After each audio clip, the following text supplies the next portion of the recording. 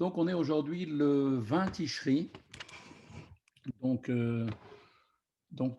on est aujourd'hui arrivé à la 23e épître de Igrot HaKodesh, de la troisième partie du Tanya. Et donc, dans cette lettre, qui a été adressée aux Chassidim et à tous les Juifs en général, eh bien, Rabbi Shneor Zalman appelle à fixer une étude collective de En Yaakov, ainsi que les lois, donc les dinim, rassemblées dans le Shulchan Aruch, durant l'intervalle entre la prière de Mincha et de Harvit. En guise donc d'introduction, il explique combien grande est la présence divine qui réside au milieu de l'assemblée lors d'une étude collective de la Torah, et la manifestation donc d'un tel degré du divin comme récompense n'appartient qu'au monde futur, mais celui-ci affleure déjà, d'ores et déjà, en ce monde, au sein de l'assemblée qui étudie la Torah collectivement. Donc, Admoazaken donc encourage vraiment à faire des minyanim entre Mincha et Arvit pour étudier le En Yaakov et aussi la Halacha, qui est un moment très, très, très particulier pour étudier ces choses-là. Commence tout de suite la lettre elle-même. Bexirat Erin Pidgama ou Mahamar Kadishin, en vertu de l'arrêt prononcé par les anges et de la parole des saints, nous dit Admorazaken. Cette phrase, en fait, est empruntée au livre de Daniel. C'est marqué là-bas, et cette phrase est employée, en fait, par les sages du Talmud, qui nous disent là-bas dans Psachim, aux références donc aux érudits de la Torah, considérés comme des anges sacerdotaux. Donc, note du rabbi, donc en fait, qui rapporte effectivement cela. On parle en fait là-bas, quand on parle des anges, on parle donc des anges, les érudits de la Torah qui sont comme des anges sacerdotaux en particulier. Chochmei Mishnah, Aleem Shalom, qui sont donc ceux qui sont en fait ces sages, ce sont les sages de la Mishnah, que la paix repose sur eux. Sheshanu Mishnatam, qui ont enseigné donc dans leur Mishnah, comme on voit dans le Perkei Avot, la chose suivante, un enseignement très important. Asara sheyoshvim voskim batorah, lorsque 10 personnes sont assises et se consacrent à l'étude de la Torah, shrina shruya benehem, alors la présence de la shrina s'établit donc parmi eux. Alors, une grande question que tout le monde connaît certainement, quand on pose la question, une fois il y avait dans la Gemara, c'est marqué, mais donc quand il y a 10 personnes, alors la Shrina, elle est là, mais si une personne, par exemple, toute seule, elle va étudier, ou deux personnes, donc il n'y a pas de Shrina, alors que pourtant il est marqué que Dieu est partout. Alors on donne l'exemple comme le soleil. Alors quand il y a un soleil, un grand soleil, le soleil, il est pour tout le monde. Maintenant, tout va dépendre de la fenêtre qu'on va ouvrir. Si on a une toute petite lucarne, alors c'est sûr qu'il y aura peu de lumière qui va rentrer. Si on a une très grande baie vitrée, ben, on va avoir beaucoup de soleil qui rentrera. Donc, quand il y a 10 juifs qui s'assoient, c'est comme si on était avec l'ouverture d'une grande baie vitrée. Et à ce moment-là, la shrina, donc la présence divine, se révèle dans toute sa gloire. Quand le Talmud affirme par ailleurs que la shrina s'établit sur toute l'assemblée de 10 juifs, il veut dire que cette présence, eh bien, règne de manière transcendante et extérieure, makif, comme on l'a expliqué, donc cette lumière qui est au-dessus des mondes, qui se révèle d'une manière donc transcendante, qui enveloppe en fait toute créature. Eh bien, à ce moment-là, cette lumière que l'on appelle shrina, eh bien, s'établit de manière donc présente, dès que les Juifs se réunissent, comme a expliqué à la fin du chapitre 11 du Tanya. Ici, en revanche, lorsque 10 juifs sont engagés ensemble dans l'étude de la Torah, eh bien, la Shrina s'établit parmi eux de manière intérieure et profonde. Donc, vous voyez qu'il y a une grande différence entre le fait que 10 juifs soient ensemble et qu'ils parlent peut-être de choses qui sont des choses du profane, de leur vie au quotidien. Dès qu'il y a 10 juifs, alors la présence de Dieu, la Shrina, se trouve donc révélée, mais d'une manière makif, transcendante, qui en fait est extérieure, les entoure. Mais dès que 10 juifs vont étudier la Torah ensemble, alors là, c'est complètement différent. La Shrina s'établit parmi eux, c'est-à-dire que à ce moment-là, cette Shrina s'intériorise et devient profonde. Qui kola Adam, et nous dit Admorazaken, car c'est là la finalité de tout homme, de ce qui signifie que le monde entier ne fut créé que dans ce but. Ainsi, donc, le Talmud nous enseigne dans le Talmud Brachot, la Gemara Brachot, interprète ce verset qui est tiré lui-même de l'Ecclésiaste, donc qui dit la chose suivante, que Av gamzot aita kol yeridato ba'olam hazeh letzorech aliyazo. Plus encore, comme il est dit là-bas, la descente même de l'âme dans ce monde n'était que le but de cette élévation atteinte par l'étude de la Torah collective. Donc, vous voyez l'importance d'étudier dans des minyanim, si on peut le faire. Il y a une valeur, une réalisation de la volonté de Dieu extraordinaire, puisque c'est là toute la finalisation, le pourquoi, tout l'enchaînement, toute la création a été faite pour que 10 juifs se réunissent et qu'ils étudient ensemble la Torah. Asher en alea le mala imena, et qui cette élévation, cette descente, donc pour réaliser donc ce but de cette élévation, qui elle-même n'est surpassée par aucune autre élévation. Autrement dit, l'ultime élévation qui est la raison même de la descente de l'âme dans ce monde n'intervient pas uniquement au terme de cette descente, lorsque l'âme quitte le corps, d'ores et déjà, par l'étude collective de la Torah, l'âme a réalisé ici-bas dans ce corps, eh bien, qui réalise cette réunion à 10 personnes, eh bien, à ce moment-là, l'âme qui est en bas, ici même, dans ce corps, connaît une élévation sans aucune équivalence.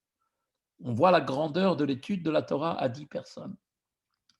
Kishrinat uzo asher begove meromim, comme il est dit, car la shrina de sa force, qui est dans les hauteurs supérieures, ve'ashamayim ushme shamayim lo ikalkelu amita, et dont le ciel et tous les cieux ne peuvent contenir la crainte, comme cela est rapporté donc dans le chapitre des rois. Et on nous montre ici l'importance, l'extraordinaire importance de l'étude de la Torah en soi, ici-bas dans ce monde, mais encore plus quand elle est faite avec 10 personnes. On atteint donc véritablement le but même de pourquoi la Neshama est descendue dans ce monde.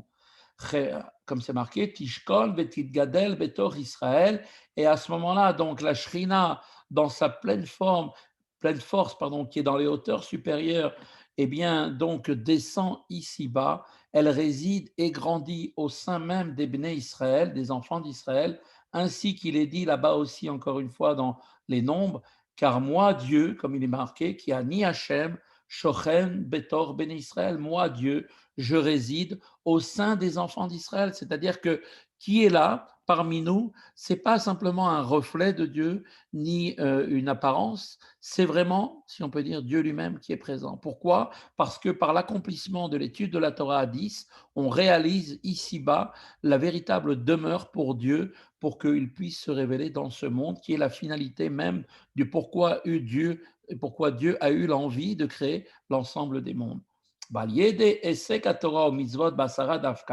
Et par le fait que ces juifs-là se consacrent à l'étude de la Torah et au commandement, eh bien, au moins à 10, au moins précisément, car 10 personnes forment une assemblée et forment déjà un premier niveau d'une collectivité. Kemo Shamru Razal, Aïta Tor, comme c'est marqué, comme l'ont dit nos Chachamim dans la Gemara Brachot, on a établi une analogie Tor avec deux mots. Vous savez qu'on a l'habitude, il y a 13 manières d'étudier donc l'enseignement que la Torah veut nous apporter. Et une des 13, c'est donc ce qu'on appelle une analogie. On a deux mots qui sont écrits de la même manière dans deux versets différents dans la Torah. Eh bien, on peut donc faire interchanger les enseignements de l'un pour l'autre et les enseignements de l'autre pour le premier. Donc il y a en fait une analogie entre les deux passages où le mot Tor au milieu apparaît. Il est écrit dans un verset pour vous signifier les choses beaucoup plus clairement. C'est marqué dans Vaïkra, je serai sanctifié au milieu, Tor au milieu des enfants d'Israël. Et dans un autre endroit, il est marqué, Dieu ordonne à Moshe et à Aaron, comme c'est marqué dans les nombres, séparez-vous du milieu, encore une fois, vous voyez, Tor de cette assemblée. Donc on voit deux fois marqué le mot milieu, Tor, donc qui sont donc dans deux versets, je serai sanctifié au milieu des Bnei Israël, et d'autre part, séparez-vous du milieu, encore une fois, de cette assemblée. Eh bien, de l'analogie de ces deux termes qui sont pareils, avec la mauvaise assemblée des explorateurs qui étaient 10, on apprend que la sanctification de Dieu, Dvar chez Bigdusha, tout ce qui est en rapport avec la Gdusha, ne peut être prononcé qu'en présence donc d'une réunion de 10 juifs. D'où est-ce qu'on a appris qu'il fallait être 10? On l'a appris de l'histoire de Korach, où là-bas, Dieu avait appelé les 10 personnes qui étaient rassemblées avec Korach comme étant une assemblée, un minyan, d'accord? Et donc, de là, on a 10, puisque c'est marqué au milieu. Et là-bas, je serai sanctifié au milieu des Béné Israël. Comment est-ce qu'on sanctifie Dieu? Par le nombre de 10. Dans une sikha, le rabbi précédent demande la chose suivante. Pourquoi, en dernière analyse, les chachamim ont-ils tiré l'idée qu'une assemblée est constituée de 10 personnes d'un tel contexte? Pourquoi est-ce qu'on a été chercher là d'une mauvaise assemblée? Parce que à partir d'où est-ce qu'on a appris qu'une assemblée, ça voulait dire que c'était 10 personnes? Ben, de l'histoire de l'assemblée des gens de Korach. Mais là, c'est quelque chose de négatif. Donc, de quelque chose de négatif, on a voulu tirer l'enseignement pour apprendre c'est quoi une assemblée. Pourquoi on a choisi quelque chose comme ça, d'un tel contexte, qui est quand même quelque chose de négatif? Alors, le rabbi précédent explique en fait que l'injonction qui a été donnée aux Bnei Israël en leur disant séparez-vous, d'accord, de cette mauvaise assemblée, renvoie à un degré transcendant du mal. D'accord? C'est en fait une notion, donc, qui est ce qu'on appelle le makif, qui est en fait le degré plus évident et moins intense du mal qui est pnimi, pouvait encore, quant à lui, être corrigé par Moshe Rabbeinu, ainsi, puisque chaque élément du domaine de la sainteté possède son équivalent au sein de la clipa. Donc, qu'est-ce qu'on voit? Qu'il y avait, quand Moshe Rabbeinu, Dieu a demandé à Moshe Rabbeinu, éloigne-toi donc de cette mauvaise, du milieu, séparez-vous du milieu de cette mauvaise assemblée, de cette assemblée, eh bien, on a voulu en fait faire part à Moshe Rabbeinu de la possibilité de pouvoir élever cette dimension qui représente une dimension du mal, mais qui est dans sa forme, qui est en fait maquis, c'est-à-dire la forme donc qui est enveloppante, au-dessus, transcendante. Alors que si on parle de la force qui était à l'intérieur, la force du mal d'une manière intériorisée, qui est donc pnimi, là, il n'aurait pas pu le faire. Il s'ensuit que le degré de sainteté qui réside au milieu de l'assemblée est aussi un degré transcendant. De là, on apprend que quand il y a 10 juifs qui sont ensemble, donc par référence aux 10 juifs de l'assemblée de Korach, eh bien, puisque là-bas c'est une lumière maquif pour le mal, eh bien, on peut retrouver l'équivalent du côté du bien. Il s'agit là aussi d'une lumière maquif, ce qui veut dire qu'au sein d'une assemblée de 10 juifs qui se consacrent à la Torah et au mitzvot, eh bien là se manifeste une chose encore plus grande, se manifeste une illumination transcendante du divin, le Or Makif, sans aucune commune mesure avec l'illumination qui se manifeste lorsqu'il n'y a pas encore les 10 juifs. Donc quand il y a un juif, deux juifs, trois juifs, jusqu'à attendre 10, dès qu'arrive le 10e, il y a une illumination qui se manifeste d'une manière qui est sans aucune commune mesure avec avant d'être à 10. Zenemar Bekirbecha Kadosh, comme il est dit, il est en toi, Akadosh Baruch Hu, le saint. Cela veut dire que le degré du divin désigné comme saint, en ce sens, c'est qu'il est transcendant, totalement séparé du monde, est appelé en toi, en l'intérieur de toi, au sein de l'assemblée, de manière à être intériorisé par celle-ci. C'est-à-dire que là, par le fait que 10 juifs se réunissent, vous voyez l'importance du minyan, quand 10 juifs se réunissent pour prier ensemble ou pour étudier, eh bien, il y a une différence extraordinaire, c'est que la lumière qui était transcendante, c'est-à-dire qui était au-dessus de ces 10 juifs, devient maintenant intériorisée. Elle rentre à l'intérieur, c'est-à-dire que véritablement, il y a une descente intériorisée à l'intérieur grâce à ce minyan. Et à ce moment-là, il y a révélation, puisque à partir du moment où il y a une dimension d'intérioriser, donc il y a forcément, qui dit intérioriser, dit révéler. Et de même, aucune sanctification d'avar shebekdusha ne peut être prononcée lorsqu'il y a moins de 10 hommes, comme on l'a dit plus haut. Ainsi, ce haut degré de sainteté ne peut être appelé que lorsque 10 personnes sont réunies.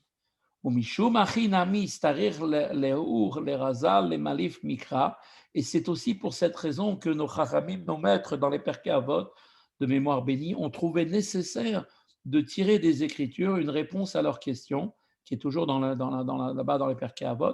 La question est la suivante. D'où savons-nous que même une personne qui est assise et qui étudie la Torah, Akadosh Baruch Hu lui fixe une récompense? La réponse se trouve dans le verset qui se trouve dans les Lamentations, c'est marqué là-bas, qu'il s'assoit solitaire et étudie dans un murmure, car il en recevra le salaire. Donc voilà la réponse, que même quand une personne est seule, même si elle étudie toute seule, eh bien, il reçoit une récompense. La récompense de l'étude individuelle devait donc être justifiée par une preuve qui était marquée dans les textes. Et là, on l'a bien, cette preuve, dans le livre des Lamentations.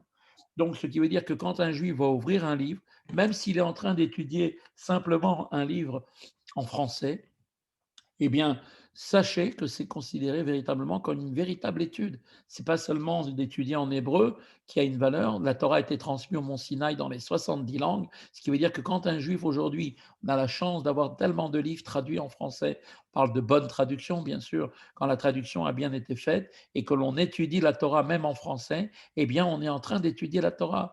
Et à partir de là, qu'est-ce qui est marqué? Comment est-ce qu'on appelle le fait quand on est en train d'ouvrir un livre et qu'on commence à étudier la Torah, c'est comme si on tapait à la porte de Dieu et qu'à ce moment-là, Dieu vient et s'assoit en face à face avec la personne. Et quand il étudie avec Dieu, c'est son chaver, c'est Akadosh Baruch Hu qui se met en face de lui. Selon la version du texte, il n'y a pas la conjonction, il n'y a pas le et qui est mise entre parenthèses. Cette phrase veut dire que si un groupe d'études de moins de 10 personnes est constitué, eh bien, l'individu reçoit la récompense qui lui revient proportionnellement au groupe, selon la version avec le et la récompense individuelle grandit en fonction du nombre de participants. Donc, ce qui veut dire que si je suis tout seul, j'ai une récompense d'une personne qui étudie. Si j'étudie à deux, alors il y a une récompense qui s'associe à la personne de double personne. Si on est trois, c'est 3 fois plus. 5, 4, 5, 6, jusqu'à arriver au chiffre 10. Par contre, aval, Inyan, Ashrat, Akdushat, Akadosh Baruch Hu, mais en ce qui concerne le fait que réside la sainteté de Dieu, on ne parle plus maintenant d'une récompense, mais que c'est véritablement la résidence de la sainteté de Dieu qui descend. En lo erech aleem klal, eh bien, là, ici, il n'y a plus du tout, cette sainteté divine est appelée par l'étude de l'individu, n'a aucun rapport avec cette sainteté qui descend quand on est 10 personnes, eh bien, n'a aucune commune mesure avec la sainteté divine appelée par la collectivité lorsqu'il y a une communauté de 10 personnes qui est atteinte. Donc, vous voyez qu'il y a ici effectivement différents degrés, niveaux de révélation de Dieu. Quand on étudie seul, on a bien sûr une récompense qui va être en même temps une certaine révélation de Dieu vis-à-vis de nous, puisque Dieu se met en face à face. Dès que j'ouvre un livre, Dieu s'assoit en face de moi. Si on est 2, 3, 4, 5, 6, eh bien on va multiplier par le nombre de personnes présentes.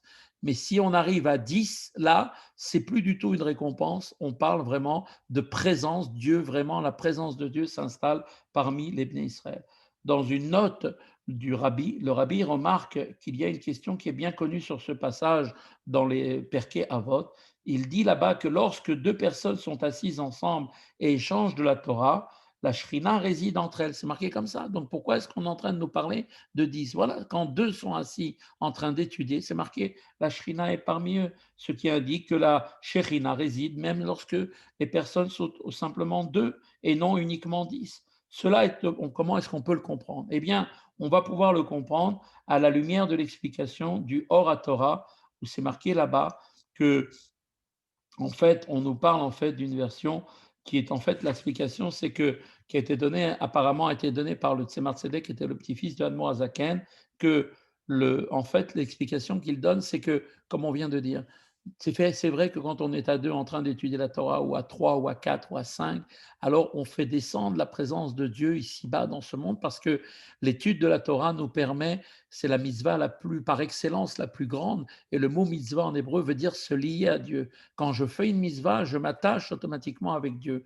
Et la plus grande mitzvah que l'on a sur terre pour s'attacher avec Dieu, c'est l'étude de la Torah. C'est pour ça que quand j'étudie la Torah, c'est toute ma personne entière qui étudie, parce que quand je fais fais une mitzvah, je le fais avec un membre en particulier. Quand je mets les tefilines du bras, c'est seulement le bras qui est attaché au moment où je mets les tefilines du bras. Quand je mets la tête, tefilines de la tête, c'est seulement ma tête. Par contre, quand j'étudie toute la Torah, je fais toute ma personne qui est en train d'étudier. C'est toute ma personne entière, parce qu'on sait très bien qu'on ne peut pas étudier, faire en même temps autre chose, c'est impossible. Pourquoi? Parce que l'étude nous accapare totalement. Donc, quand j'étudie la Torah, à ce moment-là, j'accomplis la mitzvah qui est de me lier avec Dieu, et l'attachement qui se fait avec Dieu, il est incommensurable avec effectivement une autre mitzvah, quelle qu'elle soit. Et là, puisque je suis entièrement attaché à Dieu, il y a une révélation donc d'un certain niveau de Dieu qui s'appelle la Shrina, qui se révèle ici-bas dans ce monde pour la personne qui étudie, comme j'ai dit tout à l'heure.